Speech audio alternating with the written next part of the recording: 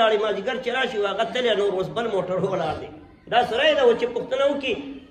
اوس دوه درې مریضان راغلل وایي اخوند بابا ته راغلو مالا غریب خو وفات شوی تاسو له پته نشته خو وخته وفات شوی نو دا سړی د دنیا څوک به راشي پوښتنه به کوي سړی به دنیا نه تللی بیا به نور خلک وي بیا به نور وي الله رب العزت نبی علیه السلام مبارک فرمایي آخري خبره کوم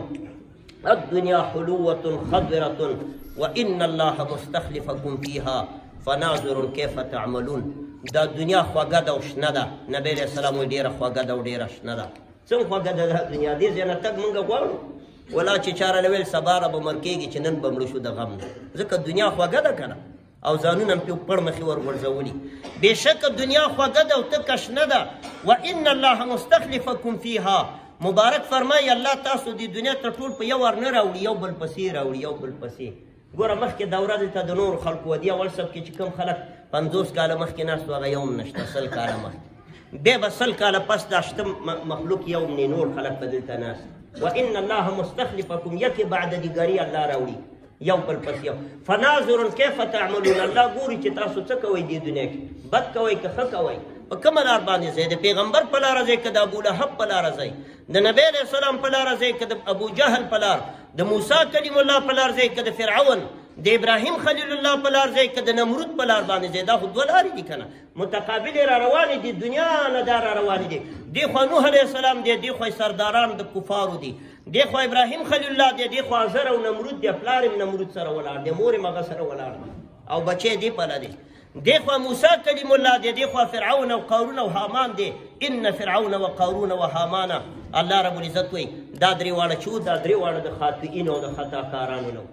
او دی خوا محمد رسول الله صلی الله علیه وسلم دی دی خوا ابو جهل دی دی خوا عتبه دی شیبه ابن ربیعه دی خپل سکتره ابو لهب دی دم په جانب مقابل د پیغمبر کې ولاړ دی بلکې نورو کفارو نه دا ورته مخکې دشمن دی اول ګزار پې دی وکړو په خپل وراره نبی علیه السلام باندې ګزار وکړو تبا لک یا محمد هلاک شي محمده علي جميع اليوم جميعتنا لهذا طول ورځ دې له راجمع کړي موږ خلک یې راجمع کړي چې د الله دعوت یې وړاندې کړو ویل تبا لک یا محمد لاسونه دې هلاک شه دې نه کړو الله رب العزت وایي تبت یدا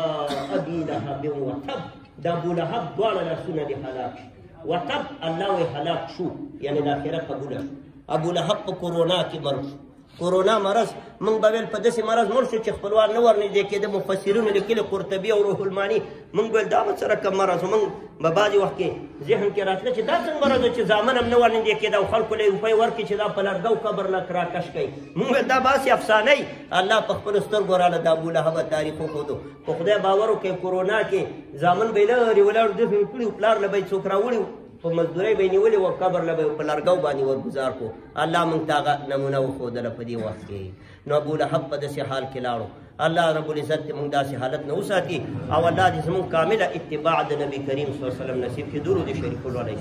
اللهم صل علی محمد وعلى آل محمد کما